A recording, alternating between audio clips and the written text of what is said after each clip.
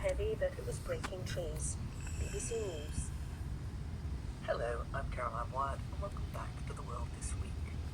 Donald Trump and his allies are trying to head off in the louder talk of impeachment, warning that such a move could sink the world's largest economy and spark revolt.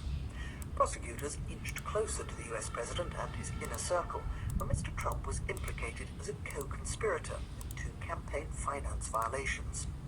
In a guilty plea, his former personal lawyer, Michael Cohen, said that at Mr. Trump's direction, he'd paid hush money to 2 women who were alleging they'd had affairs with Mr. Trump. The president says he broke no law. Separately, his former campaign chairman, Paul Manafort, was convicted of tax dodging, although the charges predated his association with Mr. Trump. In an interview with Fox and Friends, Mr. Trump again took aim at his Attorney General, Jeff Sessions, prompting a rare reaction from the Justice Department chief, that Mr. Trump accuses of a lack of loyalty after he recused himself from the investigation by Special Counsel Robert Mueller, looking into Russian meddling in the US election. Chris Buckler is in Washington.